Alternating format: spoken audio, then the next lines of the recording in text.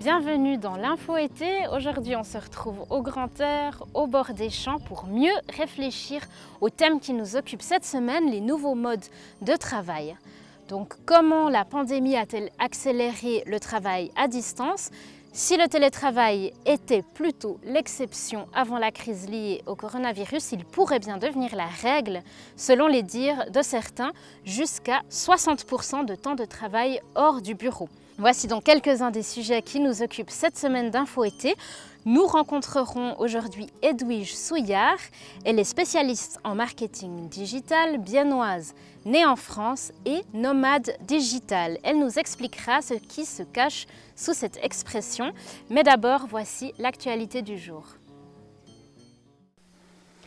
Nous voici donc de retour à Macolin, un endroit vraiment idyllique pour du travail à distance. On rencontre aujourd'hui Pascal Knuchel et Edwige Souillard. Bienvenue, bonjour. Bonjour. C'est un endroit plutôt inattendu qui vous sert de lieu de travail aujourd'hui. Effectivement, c'est un lieu dans la nature avec les vaches, le vent, les arbres. Donc oui, c'est pas un bureau. Edwige Souillard, vous êtes spécialiste en marketing numérique et nomade digital. Donc expliquez-nous qu'est-ce que ça veut dire. Alors en fait, nomade digital, en tout cas selon moi, c'est vraiment le fait de pouvoir travailler n'importe où, n'importe quand, sur des projets tant web que print par exemple, si on prend l'exemple de la communication. C'est vraiment travailler depuis n'importe où. Depuis n'importe où, donc autant à l'extérieur dans des endroits charmants comme ici, mais aussi j'imagine si le temps, la météo elle fait moins avec, du coup vous avez quoi comme type d'endroit qui peut vous accueillir? Alors bon, déjà en premier la maison, et ensuite il m'arrive souvent d'aller dans un café où il y a une connexion internet ou même pas, du moment que mon attel capte le réseau, c'est bon, je peux travailler.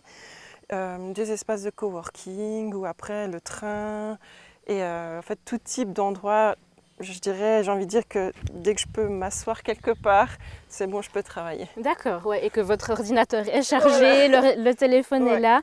Mais du coup, qui peut se dire digital nomade? Donc à partir du moment où moi, je prends mon ordi et je vais m'installer sur une terrasse pour travailler, je peux déjà m'autoproclamer digital nomade ou comment ça se passe? C'est quand même aussi une philosophie de vie. Moi, j'ai vraiment choisi de faire cette activité en me disant je veux avoir la liberté de pouvoir voyager ou me déplacer quand je le souhaite. Je ne voulais pas juste une activité où je peux faire du home office et où il y a quelqu'un qui attend que je sois présente de telle heure à telle heure. Là, je pense qu'un digital nomade, il va pouvoir travailler depuis quand il veut, même, que ce soit la nuit, le jour, à l'autre bout du monde ou en Suisse. C'est ça, c'est cette liberté de pouvoir décider le lieu, l'heure à laquelle on travaille. Donc quand vous dites une philosophie de vie, pour vous, c'est pas justement uniquement le lieu, c'est aussi l'endroit. Il y a des autres choses qui accompagnent encore cette idée de philosophie de vie? Pour le digital nomadisme, non. Après, moi, pour mon activité, oui, j'avais d'autres idées, d'autres valeurs dans ma philosophie de création d'entreprise. Où je me suis décidée à faire de la communication dans le domaine de l'économie sociale et solidaire. Et du coup, ça fait partie aussi de ma philosophie de vie, mais ça ne fait pas forcément partie de la philosophie de vie du digital nomade. D'accord, mais donc du coup, pour vous, dans cette idée de philosophie de vie, c'est aussi des valeurs durables, sociables, solidaires. D'accord. Et du coup, si vous êtes d'accord, nous raconter un peu qu'est-ce qui vous a poussé à adopter ce mode de travail? Alors, qu'est-ce qui m'a poussée? En fait, je l'ai expérimenté il y a 3 ans. Je suis partie en Norvège faire un mois de workaway dans une auberge de jeunesse. Et en fait, je me suis rendu compte que pendant mes moments de pause, je travaillais pour mon entreprise. Et c'était très fluide et les clients ne savaient pas que j'étais forcément en Norvège et que je travaillais à tout moment de la journée pour eux. Et là, je me suis dit, ah ouais, en fait, je crois que c'est ça que j'ai envie. J'ai toujours eu envie d'être assez libre et de voyager. Du coup, c'est là où je me suis dit, ah ouais, ok, j'ai fait ces études-là, j'étais pas encore consciente que j'allais pouvoir le faire, mais le fait de partir en voyage avec mon ordinateur, là, ça a confirmé que c'était ça qui m'intéressait. Du coup, j'en profite pour rebondir et puis vous poser la même question, Pascal Knourel. Comment est-ce que ça a débuté pour vous, le travail à distance? Alors du coup, ça a débuté le jour où j'ai changé d'employeur. Donc je me suis trouvé chez un nouvel employeur qui m'a donné les possibilités de travailler à distance. Donc c'était quelque chose qui était déjà dans la culture d'entreprise? Dans mon métier, ça pouvait se faire, mais dans cette entreprise-là, on s'est vite rendu compte que ça ne servait à rien de se faire des déplacements parce que le siège est assez loin. Et puis on a convenu qu'on pouvait travailler à distance. Puis petit à petit, j'ai vu des opportunités et j'en ai profité pour voyager ou travailler dans d'autres lieux. Ouais. Justement, vous parlez de voyager, donc là on est encore à Macolin, c'est pas forcément trop loin de votre lieu d'habitation, mais vous avez aussi des expériences de travail à distance dans des pays lointains. Où ça? La dernière fois c'était à Bali où on a profité un petit peu de travailler là-bas. Et sinon, cet hiver par exemple, j'étais souvent à Zinal, on a loué un chalet avec des amis et puis de temps en temps je restais la semaine là-bas et c'était aussi agréable de travailler depuis là pour profiter des conditions. Merci beaucoup. On continue avec un reportage de Télébilingue qui a rencontré un autre expert du travail à distance, Lorenz Ramseyer, coach, entreprise et employé. Selon lui, la pandémie aura des répercussions à long terme sur le remote working ou travail à distance. Un reportage d'Elena von Boist. La pandémie a chamboulé bien des vies, elle a chamboulé aussi nos modes de travail. Avec le home office, les employés ont dû apprendre à travailler à distance. Et aujourd'hui, même s'ils peuvent ou doivent retourner au bureau, ce n'est plus ce qu'ils souhaitent forcément. Une étude de 2020-2021 montre clairement que seuls 12% des personnes veulent retourner les 5 jours de la semaine au bureau. Le reste veut un modèle hybride. Ça peut aller de quelques jours de travail au bureau à toute la semaine en travail à distance. Et entre, tous les mélanges sont possibles. Pour le travail à distance, ça peut être dans un espace de coworking ou en extérieur dans la nature ou dans un autre pays.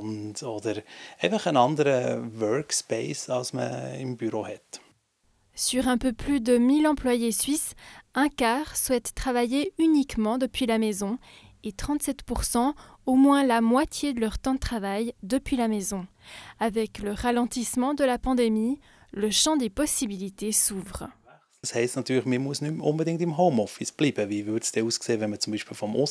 On n'est plus tenu de rester à la maison. On peut imaginer travailler à l'étranger et alors il faut se demander comment ça se passe au niveau des lois du travail, au niveau des assurances sociales, etc.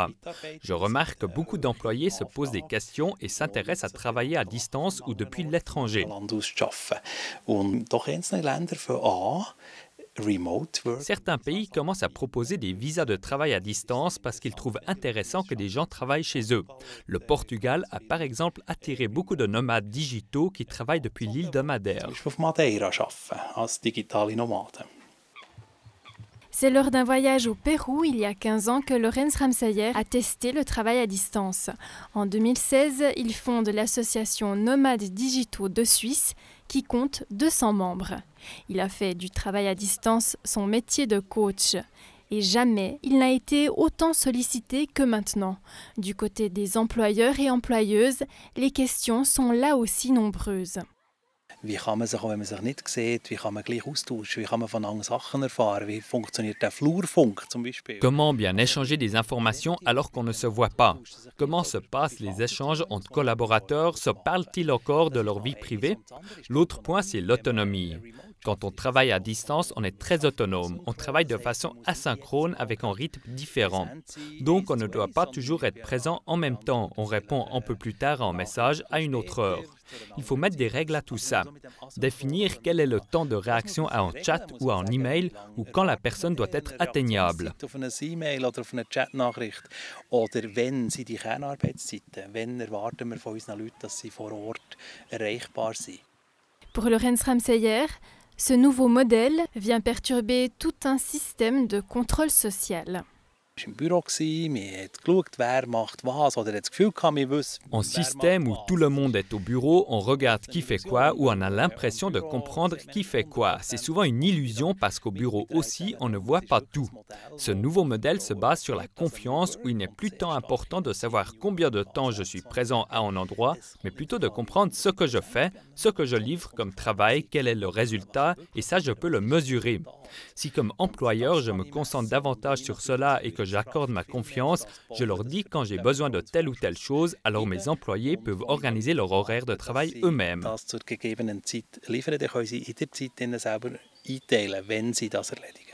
Selon le coach, à peu près la moitié des emplois en Suisse permettraient un modèle de travail à distance.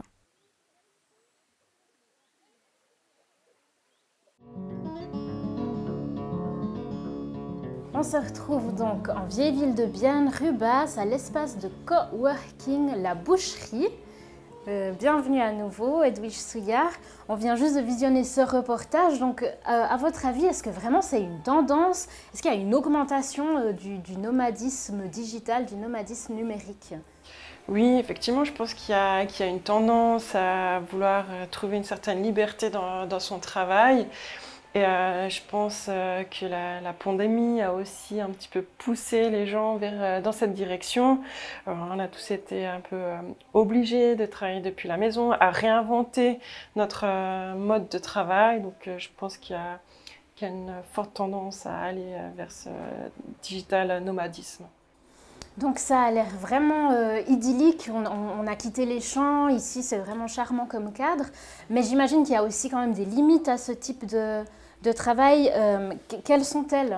Selon moi, la première limite au fait de travailler de manière nomade, c'est le fait de ne pas mettre de limites dans son travail. On est toujours accessible, on peut toujours travailler, donc les clients ont parfois tendance à oublier qu'il y a un cadre et nous, en tant qu'indépendants, on a aussi.